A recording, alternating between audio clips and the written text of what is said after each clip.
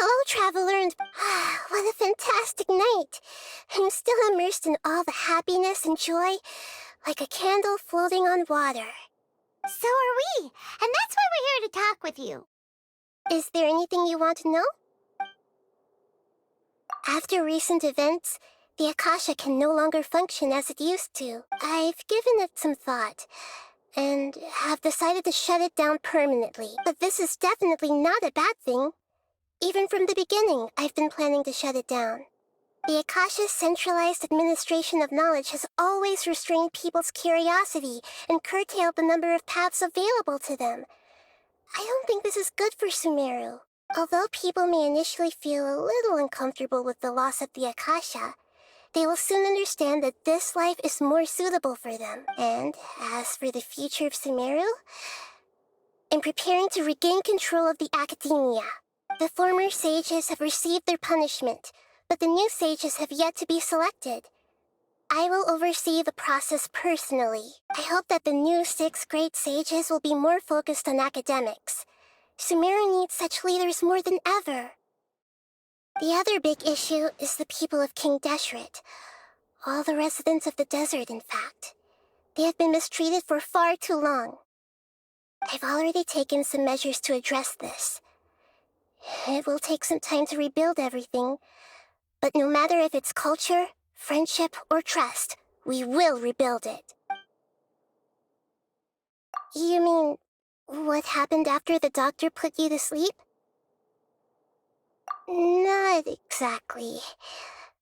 The top-ranked Fatui Harbingers, up to number 3, possess power comparable to that of gods. I was no match for him in that kind of situation.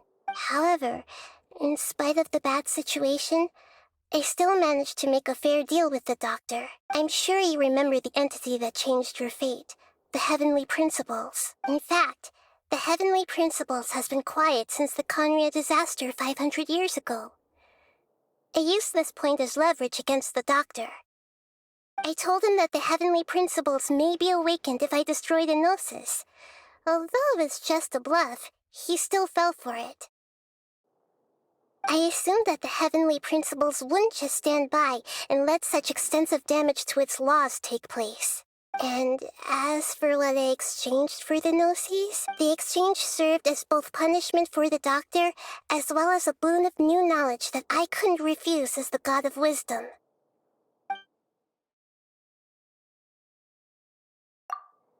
He's still in a coma. I've hidden him like how one would hide a feather.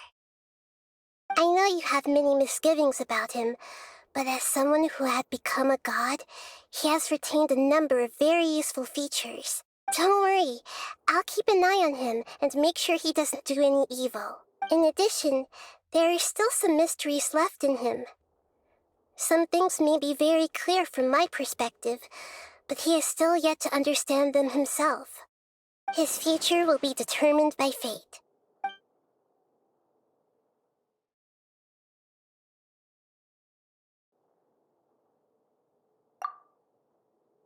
Is that where you're headed next? Fontaine, the nation of justice? As far as I know, that nation operates in the judicial system.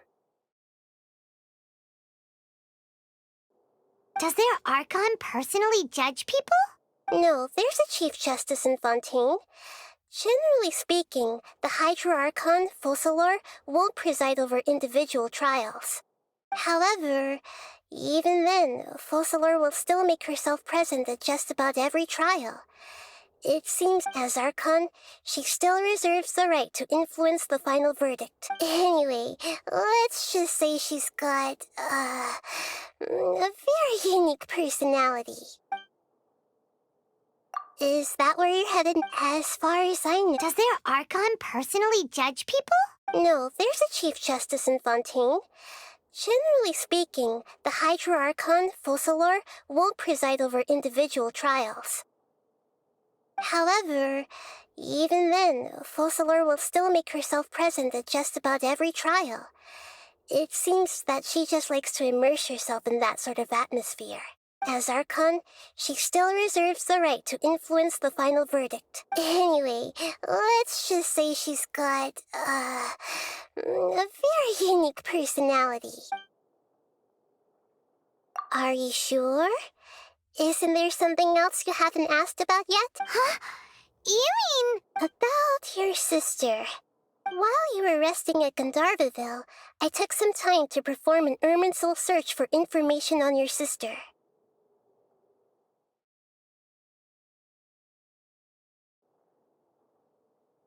Yeah, isn't Irminsul a repository for all the information and memories of Teyvat?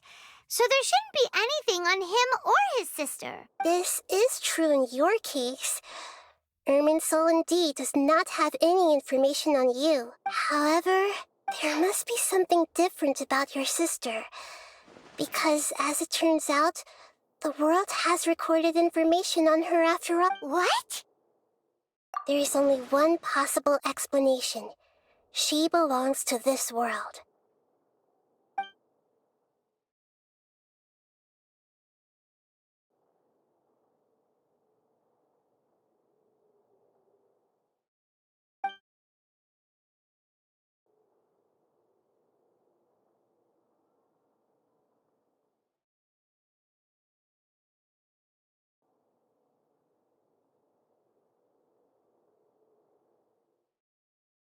But nothing about this makes any sense. Wasn't this your first trip to Teyvat?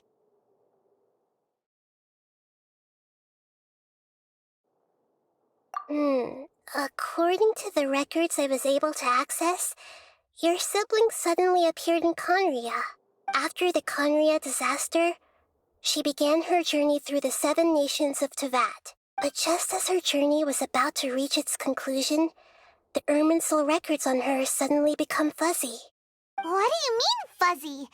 Did something happen to her? All I know for sure is that somebody, for reasons only they can know, is deliberately obfuscating her fate.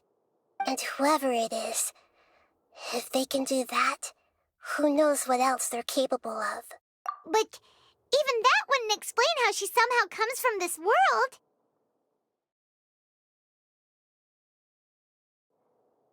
Something else I noticed was that according to these records, the Fatui have not classified your sibling as one of the Descenders.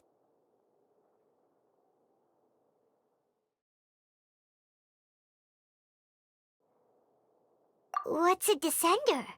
Paimon's never heard of it. Look, I'm sure you must be curious about the information I received from the Fatui in return for my Gnosis, right? A very important part of the intel was about this world's Descenders. External beings, ones that don't belong to this world. Traveler, you are Teyvat's 4th Descender. Huh? So the Fatui count 3 other Descenders before the Traveler? And his sister isn't even one of them?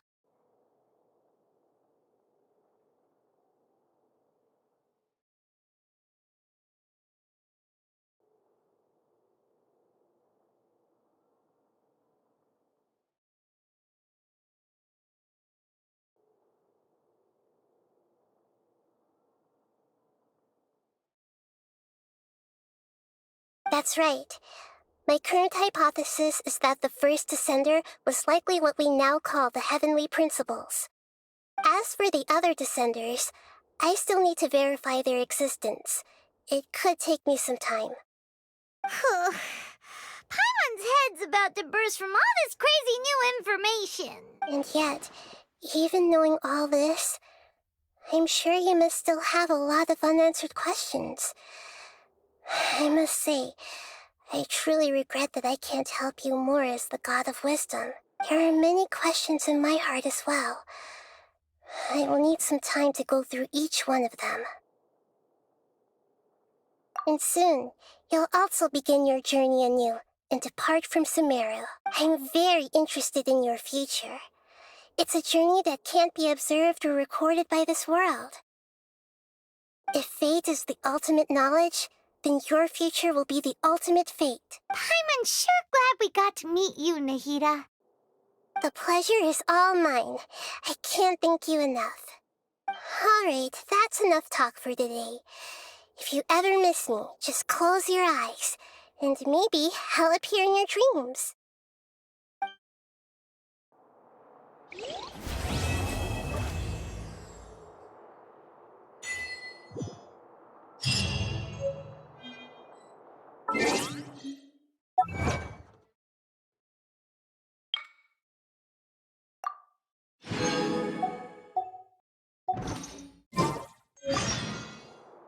there anything you want to know?